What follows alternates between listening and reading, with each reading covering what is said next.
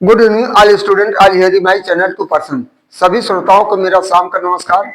और सर्वप्रथम हम आपको सूचित करना चाहते हैं, आज पैगंबर हजरत अली का जन्म दिन है। तो इस अवसर पर सभी हिंदू मुसलमान भाइयों को हमारे तरफ से उनके शुभ जन्मदिन के अवसर पर सबको हार्दिक वंदन एवं अभिनंदन है। तो जैसा कि आज 3 जनवरी है, 30 जनवरी सन 2025 को हमारे यहाँ विद्यालय के पढ़ने वाले 2-3 छात्रों का शाम को 5 बजे एक्सीडेंट हुआ। तो आज हमारे लिए बड़ा वो दिन यादगार और दुखद का घड़ी भी है। तो इन्हीं शब्दों के साथ हम आपको आज 2026 3 जनवरी के तहत मोटिवेशनल वाक्यों के साथ और भारतीय समाज में जो विभिन्न प्रकार की कुरीतियां शामिल थी और उन कुरीतियों को दूर करने के लिए तमाम प्रकार के हमारे समाज सुधारकों ने विभिन्न क्षेत्रों में कार्य किया है। तो उसी से संबंधित हम आपको कुछ प्रश्न उत्तर लेकर आए हैं, जो कि आपके सभी प्रकार के प्रतियोगी परीक्षाओं के लिए बहुत ही महत्वपूर्ण होगा। और आपसे हमारा निवेदन है कि वीडियो को अंत तक जरूर देखें और चैनल को सब्सक्राइब करना, लाइक करना, फॉलो करना ना भूलें। इसके पहले हमने वर्ब वॉइस डाला था। यदि आपको ग्रामर से संबंधित कोई जानकारियां हासिल करना चाहते हैं तो हमारे मोबाइल नंबर पर 78-600-31794 पे संपर्क करके हमसे आप ग्रामर से संबंधित, इंग्लिश ग्रामर से संबंधित कोई भी मदद ले सकते हैं, चाहे नरेशन से संबंधित हो, ट्रांसफॉर्मेशन से हो या सिंथेसिस से हो, सिंटैक्स हो, सिंथेसिस हो, एक्टिव वॉइस, पैसिव वॉइस हो, यानी किसी प्रकार का ग्रामर से संबंधित आपको जानकारियां लेना हो तो हमसे आप संपर्क कर सकते हैं। कोटेशन पहले दे रहे हैं, तो प्रत्येक दिन की तरह हम आपको कुछ मोटिवेशनल वाक्य लेकर आते हैं। इसके बाद टॉपिक पर चलते हैं। तो पहला है, every sunrise is a reminder that you have an other chance to be better. दूसरा है, a generation which ignores history has no past and no future. तीसरा है, karma says always choose a person who shows you respect because respect is more important than love. चौथा है, if your parents are not rich but you got a good education be grateful for their sacrifice. आपके पिता ये धनवान, माता पिता धनवान नहीं, लेकिन आपको अच्छी शिक्षा प्राप्त करने का सौभाग्य प्राप्त हुआ है, तो आप उनके बलिदानों के प्रति कृतज्ञ बनिए, दृढ़ संकल्पित बनिए, उनके किए गए बलिदानों को आप भूलिए मत। तो इस तरह हिंदी में है 5वां, हर इंसान का दिल बुरा नहीं होता, हर इंसान का दिल बुरा नहीं होता, हर एक इंसान बुरा नहीं होता। बुझ जाते हैं दिए कभी तेल की कमी से, बुझ जाते हैं दिए कभी तेल की कमी से, हर बार कसूर हवा का नहीं होता। तो हवा के झोंके से बराबर दिया नहीं बुझते हैं, तो कभी तेल जब कम हो जाता है तो उसके कारण भी दिया बुझ जाते हैं। तो हमें अपनी कमी को यानी छुपाने के लिए हम दूसरे के ऊपर दोषारोपण करते हैं, ये नहीं जानते हमारे अंदर क्या कमियां हैं। सेम उसी पर यह कहावत है। तो इस तरह 6वां है, जिंदगी को ठंड और घमंड से बचाकर रखना चाहिए। जिंदगी को ठंड और घमंड से बचाकर रखना चाहिए, क्योंकि इंसान दोनों परिस्थितियों में अकड़ जाता है। क्योंकि इंसान दोनों परिस्थितियों में अकड़ जाता है। यदि इसको ठंडक अधिक लग गई तब भी वो अकड़ जाएगा, यदि घमंड आ गया तो उसको घमंड में चकनाचूर हो जाएगा, किसी अर्थ लायक नहीं रह जाएगा। अंतिम है, स्वाभिमान से जीने के लिए पढ़ाई करो। स्वाभिमान से जीने के लिए पढ़ाई करो, पाठशाला ही इंसानों का सच्चा गहना है। पाठशाला ही इंसानों का सच्चा गहना है। Today is our motivational sentences by JP Verma, 3 जनवरी सन 2026।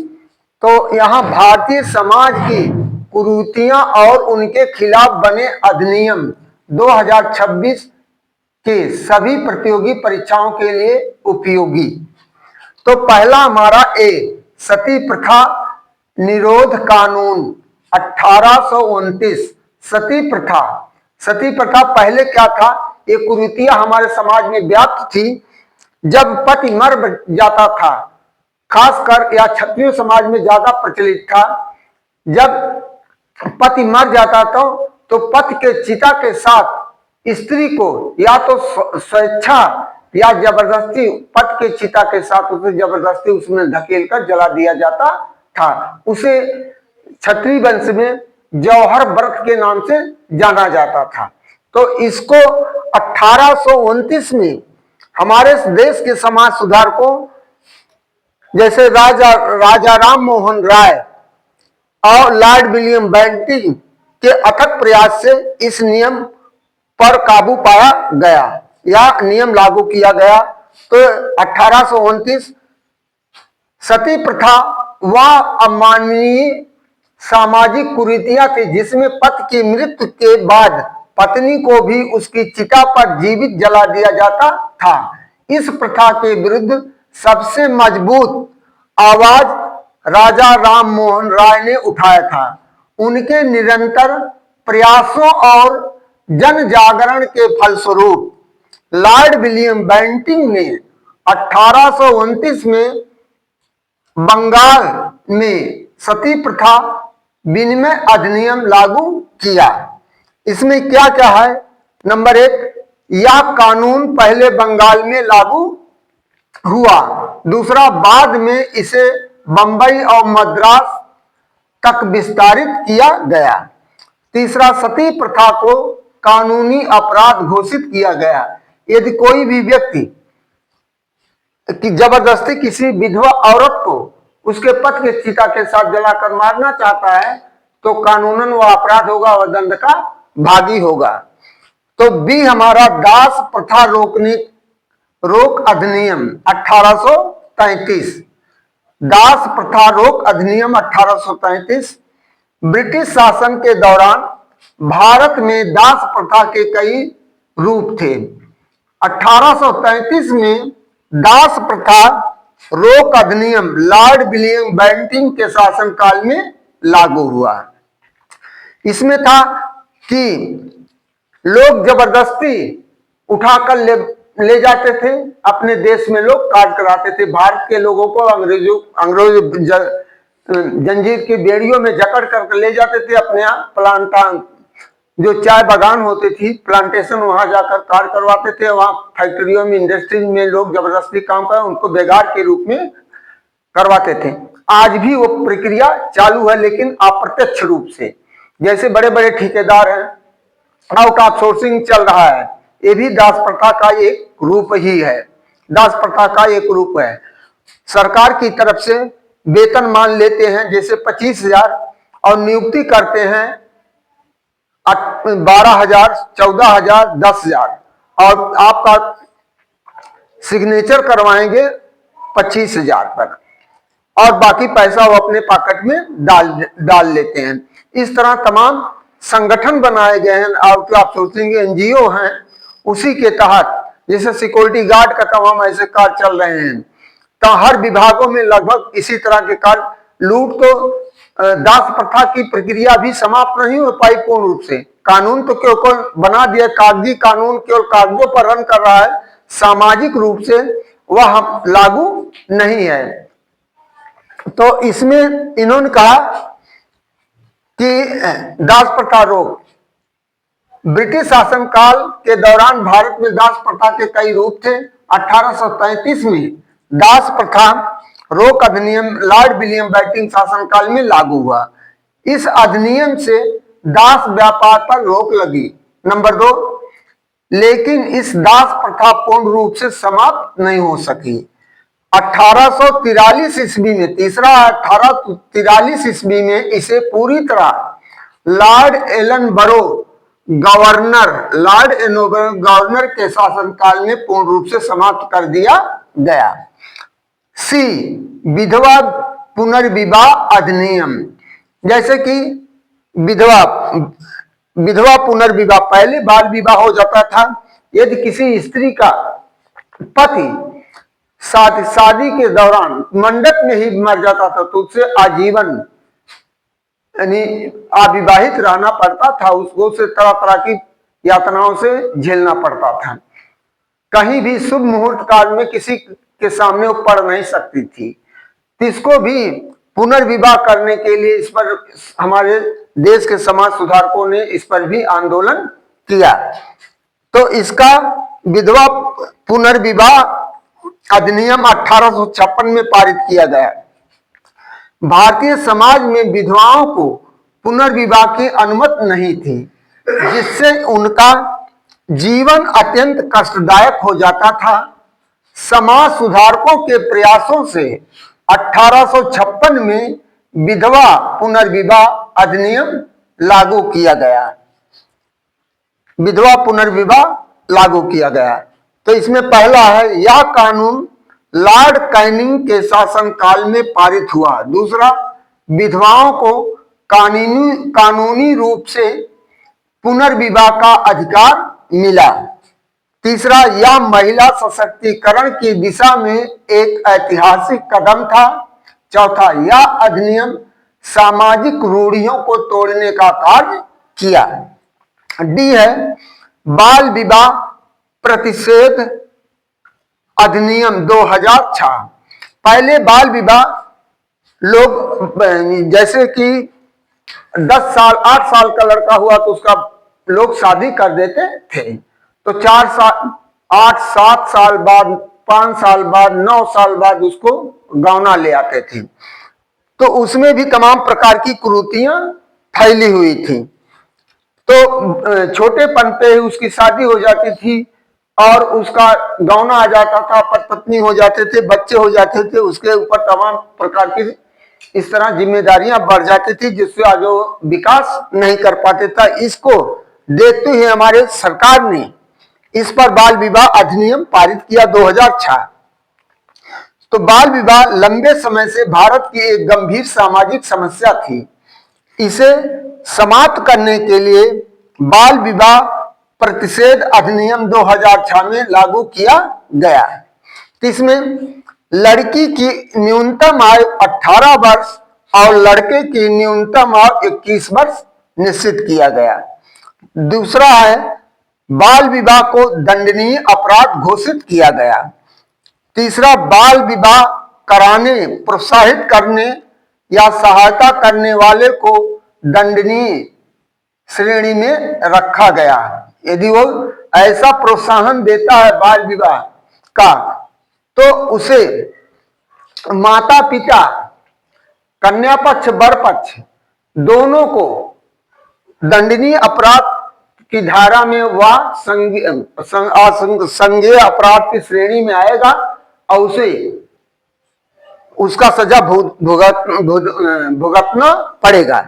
और तीसरा ई है, नागरिक अधिकार संरक्षण अधिनियम 1955 अस्पृश्यता, छुआछूत के लिए, SC ST के लिए, या अत्याचार निवारण अधिनियम 1889 जो SC ST पर जो कोई भी जुर्म ढाता तो उसके ऊपर SC ST के तहत कानूनन वो अपराध माना जाएगा। और बाल श्रम निषेध और विनियमन संशोधन अधिनियम 2016 बाल श्रम रोकने के लिए पारित किया गया। सिविल अधिकार संरक्षण अधिकार अधिनियम 1955 अस्पृश्यता अपराध कहा जाता था, जो 1976 में इसका नाम बदलकर छुआछूत के सभी रूपों को खत्म करने और इसके आधार पर होने वाले भेदभाव को रोकने के लिए कानून बनाया गया। और सबको, हर व्यक्ति को जात कास्ट जो जात प्रथा और जो अन्य श्रेणियों की रखा गया था, उनको को सार्वजनिक स्थानों पर जैसे शिक्षण संस्थान, दुकानों, होटलों, सार्वजनिक स्थलों पर सभी प्रकार के स्थानों पर जाने की छूट दी गई है। चाहे मंदिर हो, इसे माइनॉरिटी में मुस्लिमों में तो इतना है कि मस्जिद में कोई नहीं जा सकता, तो वहां तो चाहे वो सैयद हो, शेख हो, पठान हो, जुल्हा हो, धुनिया हो, वहां सबको जाने का अधिकार होता है। लेकिन हिंदू धर्म में यह थोड़ी कुरीतियां थी, लेकिन इस कुरीतियों को दूर किया गया। हर व्यक्ति मंदिरों में पूजा अर्चना कर सकता है। पहले जैसे कि आप इतिहास के स्रोतों में सुन चुके हैं, पढ़ चुके हैं कि डॉक्टर, हमारे संविधान निर्माता डॉक्टर B.R. अम्बेडकर जिस समय विद्यालय में पढ़ने के लिए गए तो उनको दूर से ही शिक्षा ग्रहण करना पड़ता था और तमाम उनको यातनाएं झेलनी पड़ी, लेकिन उन्होंने अपने दृढ़ पर संकल्पित रहे, अपने लक्ष्य को प्राप्त करने के लिए संकल्पित रहे और वह जाकर के अपने लक्ष्य को प्राप्त किए। और जिस समय वो वकालत पेशा में आए तो उन्होंने कहा, जब वो वकालत के लिए बॉम्बे हाई कोर्ट में गए तो वहां वकीलों ने बड़ा मजाक किया इनका कि इनको कोर्ट जो न्यायालय चैम्बर बना हुआ था, उनको वहां बैठने के लिए स्थान भी नहीं मिला, उनको अलग से दिया गया कि आप वहां बाहर वो बैठते थे। तो एक बार एक व्यक्ति बहुत बड़ा महाजन था, उसके लड़के को फांसी की सजा हो गई थी, तो हर व्यक्ति से वो गुजारिश कर रहा, हर बड़े बड़े वकीलों के पास गया, कोई उसको बचाने की क्षमता नहीं रख पाता था। तो अंत में बाबा जी के पास आया। सब लोग ने मजाक के रूप में कहा कि वहां बहुत बड़े विद्वान बैठे हैं, आप उनके पास जाइए।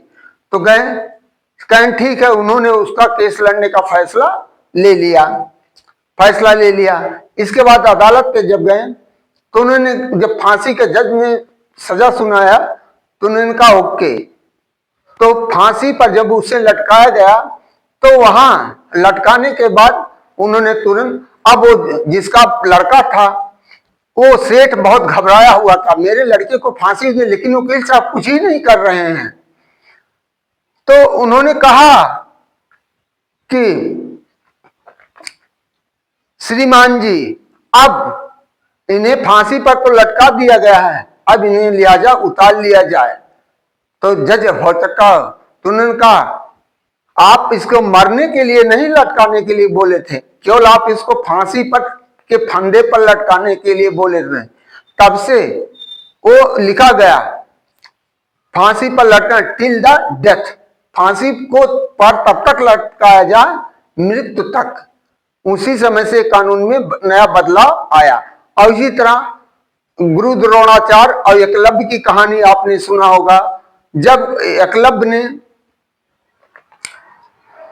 गुरु द्रोणाचार्य के पास गए धनुर्विद्या सीखने के लिए, तो उन्होंने कहा कि नहीं, हम केवल राजकुमारों, जब इनसे पूछे तुम किस जात, उन्होंने बताया भेल, तो कहा आदिवासी, अनुसूचित जनजात या ऐसे नीची जातियों को हम पढ़ाने के लिए नहीं, हम केवल उच्च जाति राजकुमारों को पढ़ाने के लिए, सिखाने के लिए हैं। तो उन्होंने दृढ़ संकल्पित हो गए और उन्होंने उनकी प्रतिमा बना करके उन्होंने धनुर्विद्या सीखा। जब एक बार एक कुत्ते के मुंह में, कुत्ता भौंक रहा था और इतनी तीर उसके मुंह में मार दिए और एक भी बूंद उसके मुंह से रक्त नहीं निकला। तो जब रक्त नहीं निकला तो इस दृश्य को देखकर गुरु द्रोणाचार्य बहुत विस्मित हुए कि कौन सा ऐसा है जो व्यक्ति, और वो चाहते थे कि अर्जुन से बड़ा कोई विश्व में कोई धनुर्धर ना हो। तो इसलिए गुरु द्रोणाचार्य वहां जंगल में आवाज लगाए तो एकलव्य वहां हाजिर हुए। उन्होंने सादर प्रणाम करते हुए कहा, गुरु आपके आशीर्वाद से मैंने ये विद्या सीखी है। तो उन्होंने कहा कैसे? तो वो मिट्टी की मूर्ति बनाकर उन्हें गुरु मान करके उनके शरण में वो सीखते थे। तो उन्होंने कहा मुझे आप जब मुझसे शिक्षा लिए हैं तो मुझे कुछ गुरुदक्षिणा चाहिए। तो गुरुदक्षिणा में उन्होंने कहा जो आप मांगेंगे मैं वो देने के लिए तैयार हूं। तो उन्होंने क्या मांगा था, उनके दाहिने हाथ का अंगूठा मांग लिया।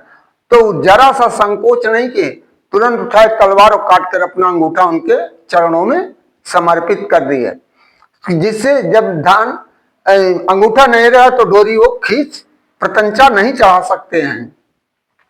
तो ऐसे ऐसे हमारे समाज में तमाम कुरीतियां, और जैसे जैसे इतिहास की गहराइयों में आप जाएंगे तमाम बुराइयां मिलती जाएंगी। आज उसी तरह सनातन धर्म जो है हमको उसी खाई में ले जा रहा है।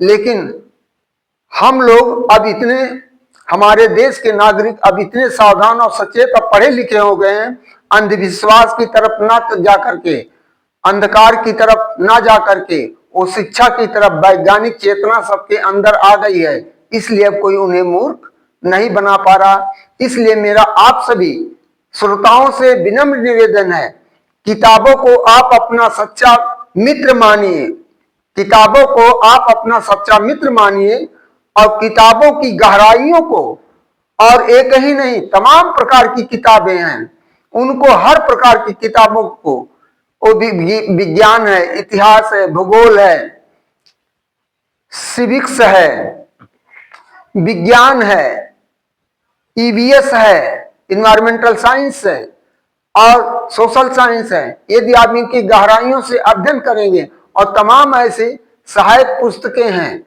उसको अध्ययन करते जाएंगे तो आप की चेतना बढ़ती जाएगी। जैसे कि 2026 के एनसीईआरटी कक्षा 4 और 5 के मैथ में जो दक्षिण भारत के जो चित्र अवलोकन बने हुए थे उसके पृष्ठों पर अब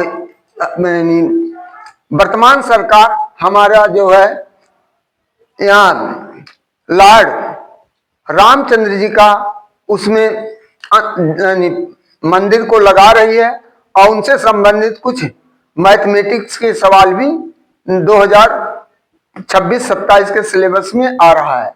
इन्हीं शब्दों से के साथ मैं आप सभी श्रोताओं के उज्जवल भविष्य की कामना करते हुए अपने वाणी को विराम देते हुए आपको इससे पुनः निवेदन करता हूं कि हमारे चैनल पर आप नए तो चैनल को सब्सक्राइब और लाइक और फॉलो करना ना भूलें, जिससे मैं आपको तरह तरह के मोटिवेशनल वाक्यों के साथ इस तरह तमाम समाज सुधारक या इतिहास से संबंधित, विज्ञान से संबंधित जानकारियां देता रहूंगा। थैंक यू, धन्यवाद, गुड नाइट।